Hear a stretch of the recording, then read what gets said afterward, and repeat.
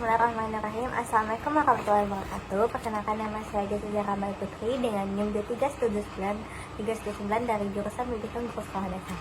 Baik, di sini saya akan melanjutkan materi dari mata kuliah Administrasi dan Supervisi Pendidikan. Telah kita bahas beberapa minggu yang kita bahas beberapa minggu yang lalu.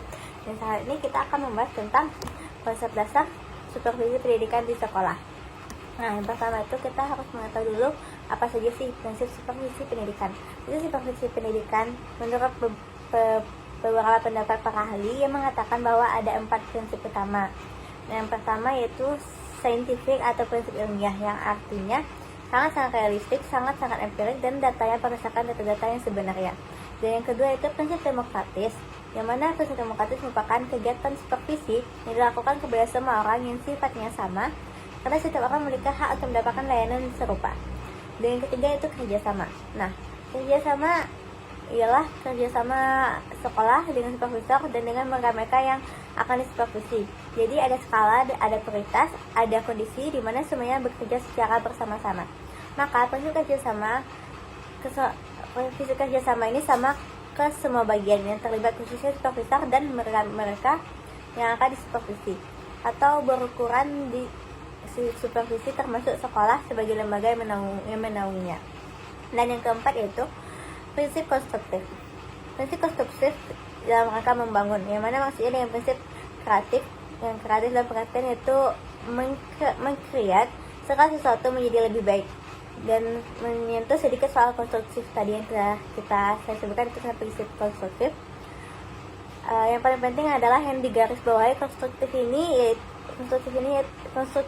konstruktif kreatif, yang mana akhirnya akan mengarah pada konteks perbaikan. Realistik berarti sesuai dengan keadaan atau tidak dibuat yang tidak terlalu idealistik, sehingga memang ada proses bersama dalam rangka memperbaiki segala sesuatu berdasarkan kondisi-kondisi real yang ada di lapangan.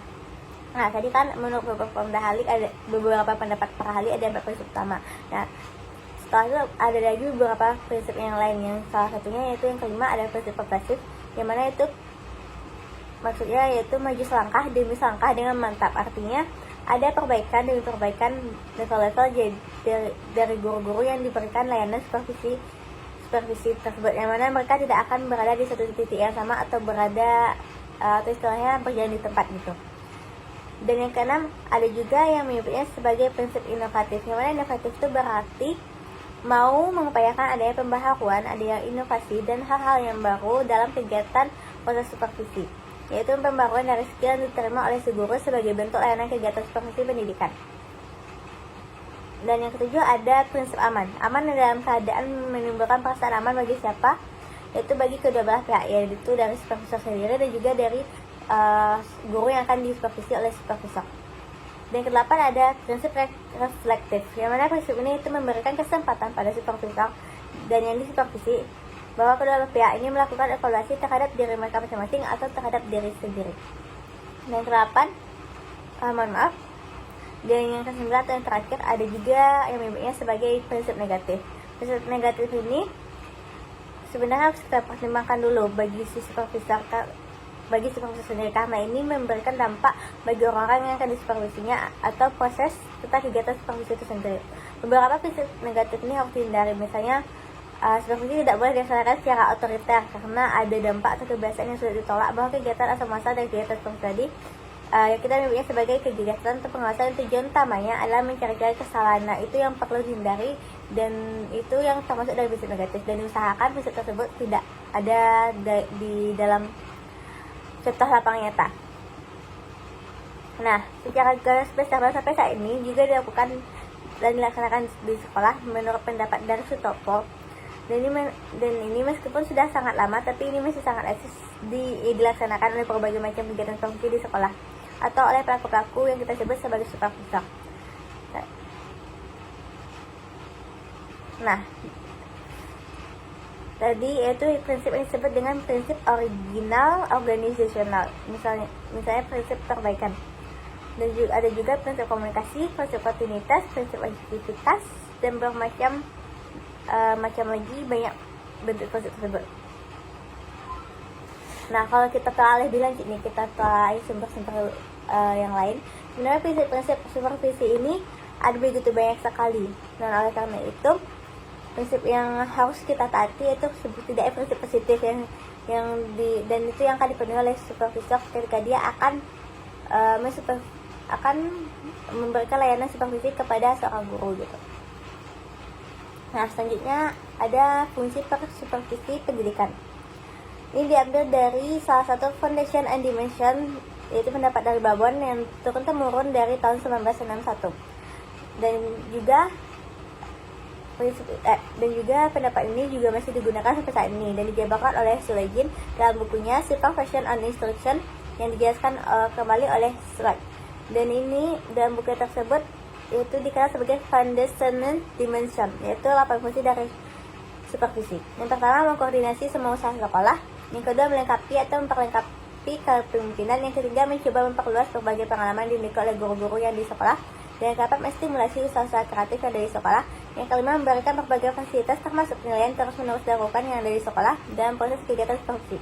Dan yang keenam, menganalisis situasi belajar mengajar yang terjadi di sekolah. Dan yang ketujuh, memberikan pengetahuan dan keterampilan kepada setiap anggota staf yang ada di sekolah. Yang kedelapan, tadi ketujuh dan ini yang kedelapan, yaitu memberikan wawasan yang lebih luas dan terintegrasi ke satu sama lain. Nah, selanjutnya setelah kita membahas konsep dan juga fungsi, kita akan membahas tentang peranan supervisi pendidikan. Nah, seorang supervisor itu dia dapat berperan sebagai 4 peran. Yang pertama itu sebagai koordinator, yang mana dia akan mengkoordinasikan semua kegiatan sebagai pemimpin kelompok yang akan sebagai pemimpin kelompok, dan mereka yang akan memimpin, yang akan menentukan arah dan proses perjalanan kegiatan supervisi sebagai konsultan supervisi tersebut. Nah, yang kedua berperan sebagai pemimpin kelompok. Dan yang ketiga, berperan sebagai evaluator yang akan mengevaluasi berbagai kegiatan pembelajaran yang ada di sekolah tersebut. Mereka yang akan berperan untuk mengevaluasi kegiatan supervisi ini dari proses pencatatan melalui instrumen tadi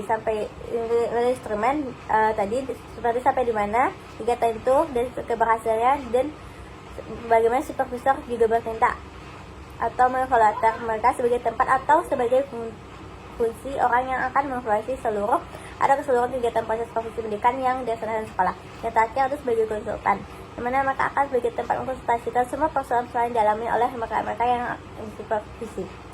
Dan selanjutnya yaitu bagian terakhir ada objek supervisi pendidikan. Disampaikan oleh Via dalam bukunya yaitu Supervisor First Food Day School. Di situ dikemukakan bahwa Olivia mengatakan sasaran atau objek dari supervisi pendidikan itu pada prinsipnya meliputi 3 dominan. Yang pertama, memperbaiki pengajaran dari fokus utamanya. Yang memang yang diperbaiki itu adalah proses pengajaran melalui perbaikan kualitas mengajar guru. Dan yang kedua, pengembangan kurikulum. Karena kalau di sekolah, kurikulum itu ada di kepala atau sudah ada di pikiran si guru sendiri. Nah, jadi mereka stasi tulisan kurikulum yang tertuang dalam secara tulis itu adalah dalam pikiran yang kepala dari si guru, yang dituangkan ke dalam kegiatan pembelajaran. Yang ketiga, pengembangan staf. Yaitu yang dalam pengembangan staf itu yang memang dikembangkan ialah skill kemampuan orang-orang yang ada di sekolah, khususnya yaitu guru. Jadi orang-orang bekerja di sekolah atau guru-guru di sekolah melalui kegiatan profesi ini atau melalui domain yang ketiga ini, lambat laun mereka akan tampil menjadi guru-guru yang luar biasa.